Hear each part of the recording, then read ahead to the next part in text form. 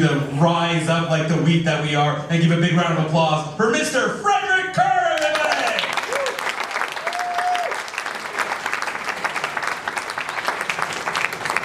So, I suppose everybody heard what happened recently at McDonald's, sorry, not McDonald's, the Tim Hortons in Langley, BC. Anybody hear about this?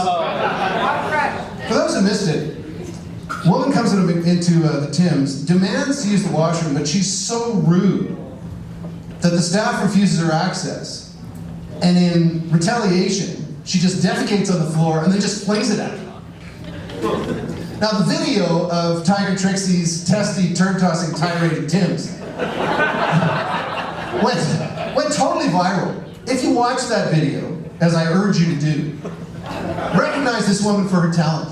Think about it. In 8 seconds, she extrudes this log, clips it off like a cigar cutter, and just launches the thing. Just this week, I saw professional cowboys achieve far less in 8 seconds at the greatest outdoor show on earth. Not only did this woman have amazing sphincter control, but she did not throw like a girl. This lady flung her own dung like a coked up chimpanzee playing shortstop. One smooth motion. Speaking of shitty coffee shop experiences, anybody else have trouble with Starbucks getting your name wrong? That ever happen? My name's got 4 letters, F-R-E-D. I'm watching barista Brittany concentrate maybe a little too hard as she scrawls on my cup. A couple of minutes later, her colleague calls out, "Tall mocha, ready for," and she squints at the cup. She says, "Sorry, is it Fred or fired?" And she shows me the cup which says F-I-R-E-D. And I said, "You know, Michaela, to be honest, it's both, actually. Fred and fired. But I'm at peace with it now." Listen, I don't suppose you folks got any job openings here, because I've got a Bachelor of Arts degree in literature, and I am fantastic at spelling.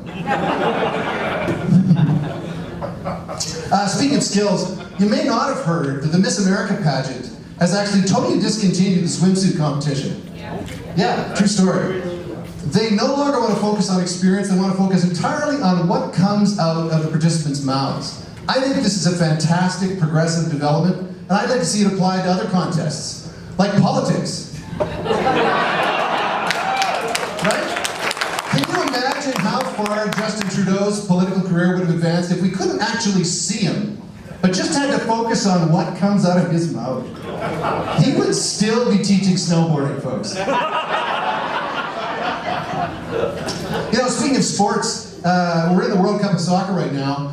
Bars can actually serve alcohol. They can open very early and serve alcohol so that patrons can watch these games on TV.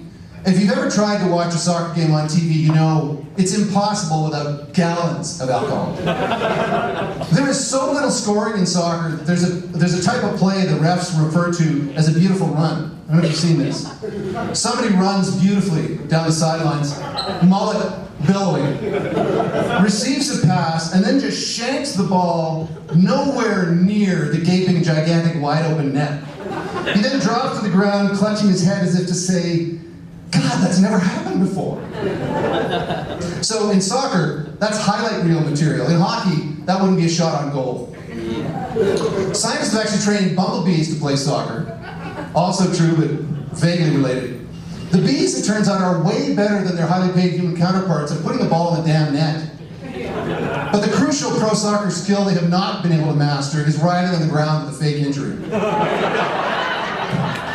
In 2026, the cities of Toronto, Edmonton, and Montreal are all going to be hosting some soccer games for the World Cup in that year. But there's a problem with the stadiums in each city. For example, in Toronto, the BMO field the stadium's too small. In Montreal, the Olympic Stadium has chunks of concrete falling off it, which might punch up the action a little bit when people realize that there's a risk of some of the injuries actually being real. And the beautiful Commonwealth Stadium, just up the highway from us, of course, well, it's in Edmonton. Yep. At least the other 2 cities can address their shortcomings through renovation. I'm just going to leave you very quickly with this. You might have heard marijuana is going to be legal very soon. So the cops will need reasonable suspicion to check her saliva for cannabis. Look for a totally new kind of check stop, where the cop just reaches in your car window with a gigantic bag of Doritos, cracks them open, and checks it for drool. Thanks for your time.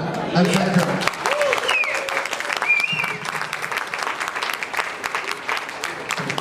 Fred Kerr, everybody. Informing one person that cannabis is going to be legal in October. Yeah, I love the fact this guy's like, no!